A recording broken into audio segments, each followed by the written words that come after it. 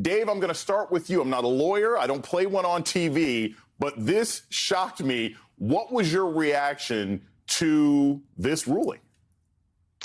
Jason, I thought it was the right ruling because when you are a defendant and you continue to show malice, bad faith by going outside the courtroom and repeating the defamation, and then you show contempt for the process and the jurors by walking out of the courtroom during closing arguments, you're going to get hit with a massive verdict, and that's what happened here. And it's big enough that it really is painful for Trump, but not big enough to be overturned on appeal because the punitive damages are about 3.5 times the compensatory damages, which is within the norm. And that means this verdict is likely to stand. So kudos to Robbie Kaplan and the legal team and to Molly Jong-Fast, who introduced the plaintiff to George Conway, who introduced her to her lawyer, Robbie Kaplan. Great job all around. Molly, this leads straight to you. Obviously, at a personal level, you know E. Jean Carroll. I'm sure there's a certain amount of satisfaction with it. But I want to sort of go back to her statement. She says, look, this is not just a victory for her. It is a victory for women. It is a victory for anybody who's ever been bullied.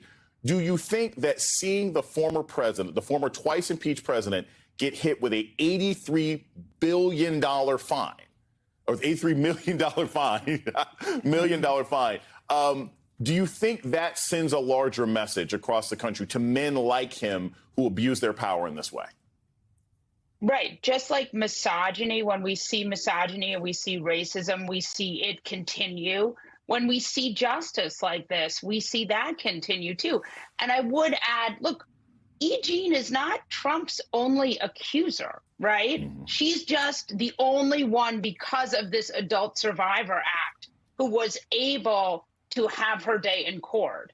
And I think that's a really important data point, you know, as you see Trump and his supporters saying this is not the only case, right? I mean, anyone, and I think what is also so meaningful about this is that E. Jean is a woman his own age, right? Who actually, you know, in this very misogynistic world that Donald Trump inhabits, older women tend not to be taken seriously, tend not to have their day. And here's a case where that really did happen. And E. Jean really did stand up for women, for victims, and for older women.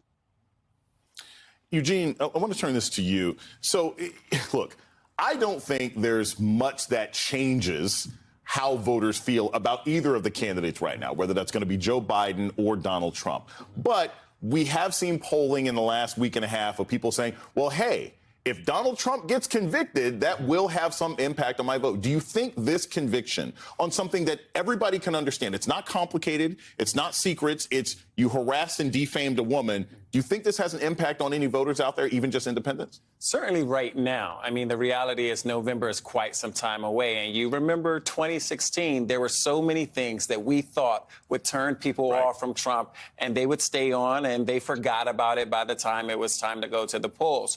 And so anything could happen. But what is happening right now is that voters are being reminded of who Trump is. Many people have forgotten. Many people have tuned out from the daily news consumption that they were engaging in 2016 and 2020. And these headlines don't serve Trump well. And you see even other Republicans like Nikki Haley taking advantage of this opportunity. So here's the thing. Dave, I want to take this back to you because when I look at this case, I think about it in the context of other major defamation suits. Right now, this isn't Dominion money, right? This isn't Dominion and Fox. This is not what happened with Alex Jones, but it is a large amount of money. How would Trump even begin to try to pay for something like this? Is this something that's going to be sort of spread out into monthly payments? Does he have to make a large sort of chunk payment one way or another? How does this process move forward after this verdict? Within 30 days after the judgment, he's going to have to put up the money, the $83.3 million, into a bond to appeal it. I expect him to appeal, so he'll have to put the money aside. That protects E. Jean Carroll so that the assets just can't disappear at the end of the appeal. The big question for me is, when will he have to pay? I do think this will be held up on appeal. I just don't know when it's going to go to E. Jean Carroll. And then he has the other massive lawsuit that he's facing from Tish James in New York. That's going to really hurt his liquidity. So we'll see. And to put this lawsuit in perspective, think about it like this. The first defamation case, which was actually his second time being sued for defaming E. Jean Carroll, led to a $5 million verdict. This is $83.3 million. This was a massive judgment.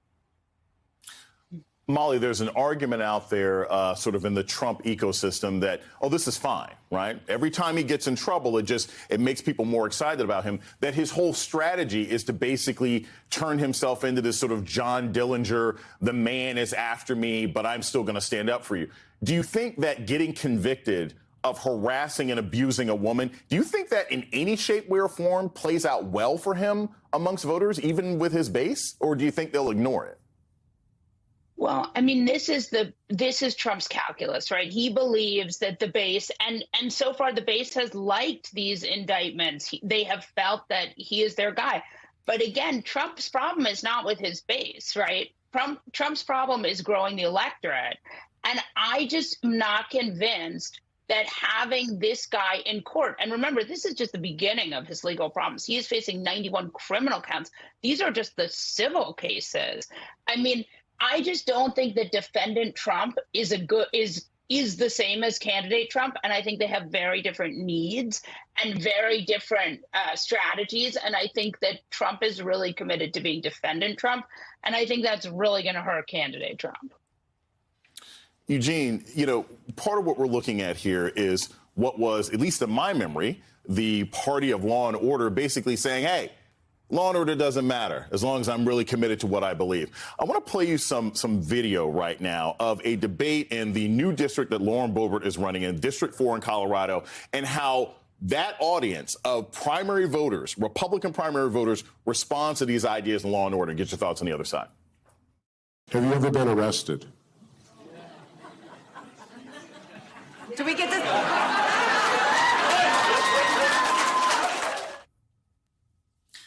Now, look, if it's a music lyric saying I've never been arrested for nothing domestic, that sounds great, right? But if you're running for office, right, it would seem to me that that would be a problem. Or even if you're saying, hey, I've been arrested because I was protesting, I was a pro-life protester or something else like that.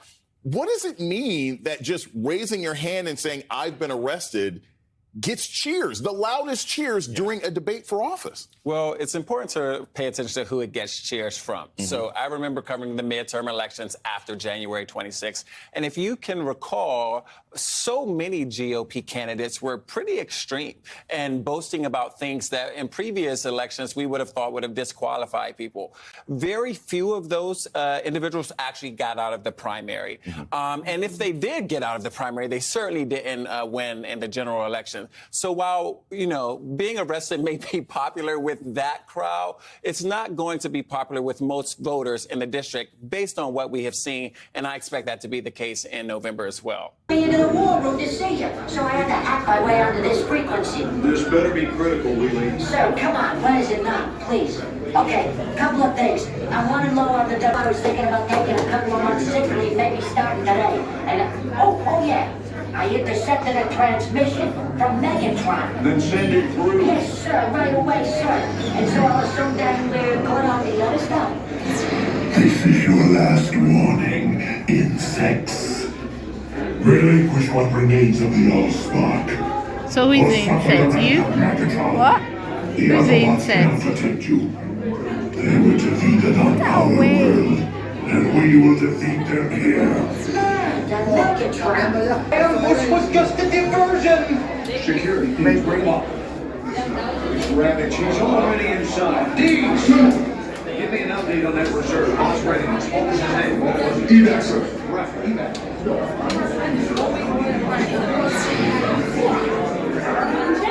She's right in front.